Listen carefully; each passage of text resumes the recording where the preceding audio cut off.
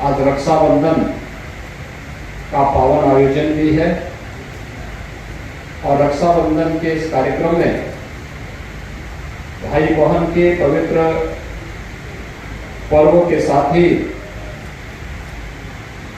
रक्षा का जो एक पवित्र बंधन है, उस पवित्र बंधन के प्रति राज्य सरकार की तरफ से आप सबको आश्वस्त करने के लिए मैं स्वयं बाढ़ प्रभावित क्षेत्रों के पीड़ित परिवारों से मिलने के लिए आया हूं।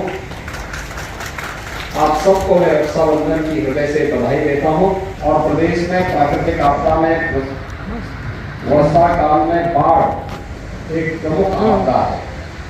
खबरों की 721 गांव बाढ़ से आंशिक या ज्यादा प्रभावित हैं।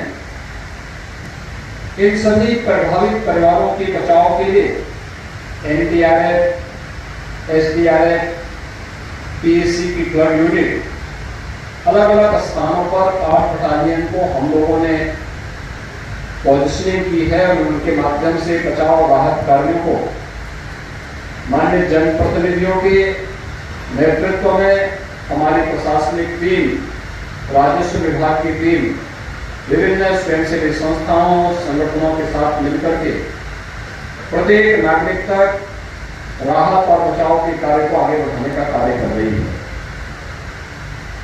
जैसा कि आप जानते हैं कि गत वर्ष अक्टूबर माह में बाढ़ आई थी सरयू नदी में और इस बार भी अभी मानसून काफी लेट चल रहा है। इस सब के बावजूद यहाँ पर पहले चरण में 23 गांव बाढ़ से प्रभावित हुए हैं, जिनमें से ज्यादातर गांव जल जमाव से मुक्त हो चुके हैं, लेकिन अभी बहुत सारी जगहों पर व्यापक पैमाने पर जल जमाव है। प्रदेश सरकार ने बाढ़ और बचाव के लिए जो कार्य 10 दिन 15 दिन के अंदर पानी है तो 10 किलो चावल, 10 किलो आटा, 10 किलो आलू, 2 किलो अरहर की दाल, 1 किलो रिफाइंड तेल और मिर्च मसाले और घर की अन्य आवश्यकताओं की पूर्ति के साथ ही सूखा राशन भी, चना भुजा आदि उपलब्ध करवाने की व्यवस्था की है। डिग्निटी की भी उपलब्ध करवाने की व्यवस्था की है, प्रसादी भी उपलब्ध कराया है।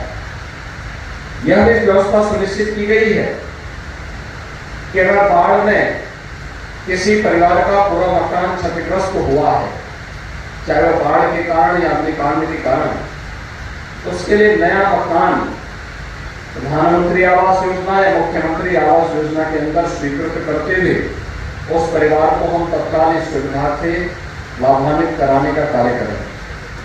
जिनके मकान आंशिक क्षतिग्रस्त हुए हैं, मरम्मत हो सकता है, उनके लिए मुआवजे की व्यवस्था की गई है। जनहानि पर 4 लाख रुपए की सहायता, वन्य जीव या सर्पदंश के कारण होने वाली मौत के कारण उन्हें भी आपदा राहत में लेकर के 4 लाख रुपए की फौरन सहायता उपलब्ध करवाने की व्यवस्था के निर्देश दिए गए हैं। घायल होने पर भी मुआवजे की राशि अलग अलग स्थिति के लिए इस प्रकार की गाइडलाइन पहले से भेजी जा चुकी है। प्रत्येक जनपदों में पर्याप्त धनराशि इसके लिए उपलब्ध कराई गई है।